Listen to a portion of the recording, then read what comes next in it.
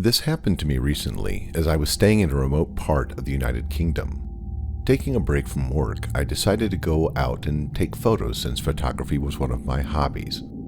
There was this eerie tree formation in a nearby forest that caught my eye, so I set up my camera and tripod as the sun was setting, aiming for that extra creepy vibe.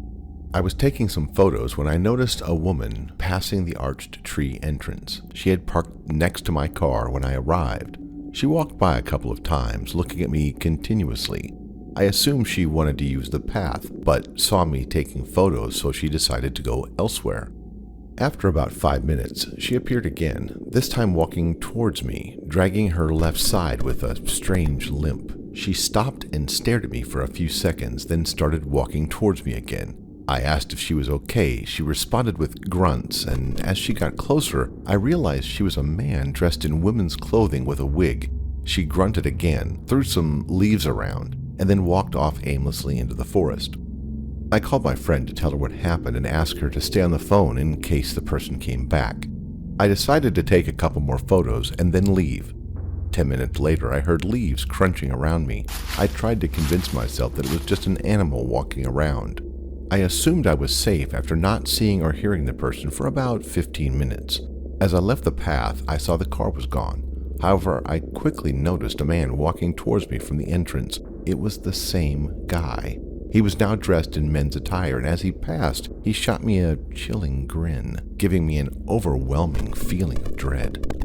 I quickened my pace and got back into my car. I spotted him emerging from the lane where I had just been. He stopped, looked around, and then walked toward my car. I captured it all on video. As I was leaving, I saw his car parked further down near the main road. He never left the place. He only moved his car from where he had parked previously. For what reason? I don't know. But I'm sure his intentions were not good.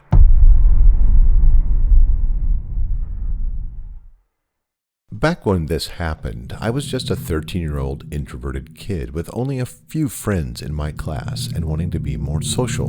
In early November, I had gotten a group text from some classmates with a couple of numbers I didn't recognize. They were planning to hang out near the school's park at night, but my strict parents would have never let me go. Fortunately, they were going on an overnight trip and we'd be back at 4 in the morning. Once my parents left around 8 p.m., I ran out the door and made my way to the park, making sure to lock the door behind me. As I got closer to the park, a creepy figure caught my eye by the edge of the woods. Nobody else seemed to notice it, and since I already had a reputation for being the weirdo obsessed with true crime, I kept it to myself. As the night went on, I was having the time of my life, but kept feeling a nagging urge for me to run. Occasionally, I'd glance over my shoulder, and the eerie figure was always there. Around 9:45, 4 out of the 10 people had to leave due to their curfew. It was getting cold and nearly pitch black, so the rest of us decided to leave as well. While everyone else was getting picked up in cars by the parking lot, I had to take the exit through the forest to get home. Strangely, the figure had moved closer to that area. I walked away from the group, trying to control my heavy breathing. The true crime stories I'd listened to were making me paranoid.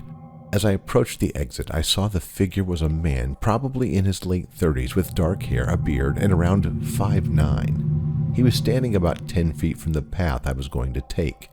When I got close, I ran through the exit and into the woods. Once I felt safe enough, I started to walk, trying to get to the road. Suddenly, I heard a distinct snap and a crunch from behind me. I paused for a second, quickly glancing over my shoulder. He was walking slowly toward me, almost as if he was not trying to appear suspicious, but it only intensified my fear. So I started walking faster. My house was only 10 minutes away from the park, but I wasn't athletic enough to run home. After 7 minutes of walking, I was finally in my neighborhood. Checking to see if he was still following me, I was horrified to find him only 5 feet away. My heart raced and I pushed myself to run faster than I ever had. I could hear his heavy breathing and thudding footsteps on the concrete as he chased me.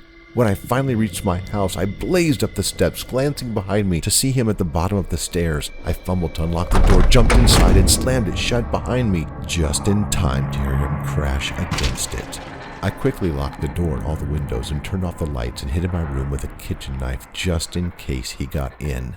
I kept what happened to myself because I didn't want to get in trouble with my parents for sneaking out. In February, a classmate shared a story about a random man following her home from the bus, and she described him in a way that sounded eerily similar to the man who chased me. Another girl also mentioned a similar encounter, saying he seemed like the guy who stood outside the school and tried to follow her home once. I didn't join the conversation, but everyone seemed to agree that he was just a weird, creepy guy. He was forgotten over time, and I moved on too. Then in May, as I was getting ready to walk to school, my mom pulled me aside and showed me a picture of a man. It was the guy who had stalked me. She told me that he had been arrested 2 weeks ago for the assault of a child and had escaped last night. She warned me to keep an eye out for him and to call the police if I saw him. I was shaking the entire way to school, haunted by the thought of what might have happened if he had caught me.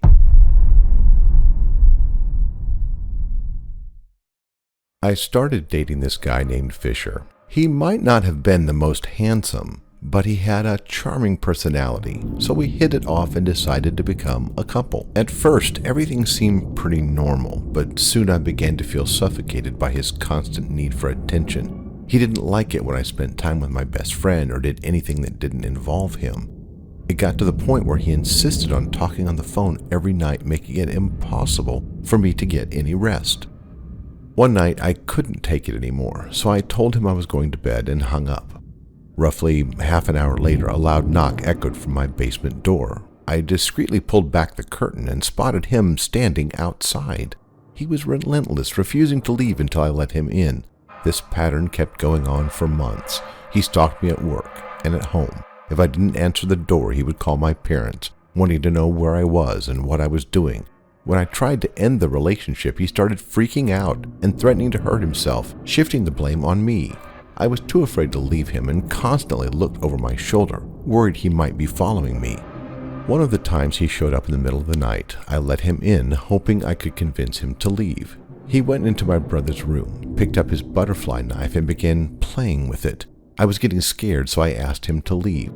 When I tried to step away, he grabbed my arm really tight and yanked me back towards him while he was still holding the knife. I hit him in the face and started screaming at him to get out of my house.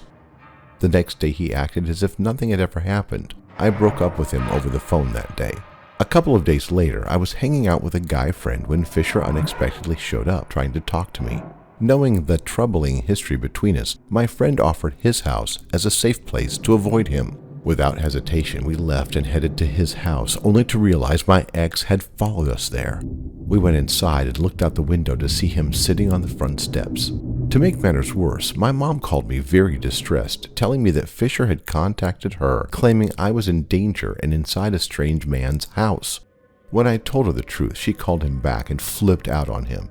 Once they hung up, he started yelling at us through the window that he wasn't going to leave unless I went outside and hugged him, insisting it's one little hug and you owe me this. We finally got him to leave by threatening to call the police. Later on, I found out Fisher had been stealing my dirty socks and keeping them for his fetish. He offered to return them along with my hoodie I had left at his place. However, he placed a condition. I had to visit him alone. I told him there was no way that was going to happen, and that I was through with him for good.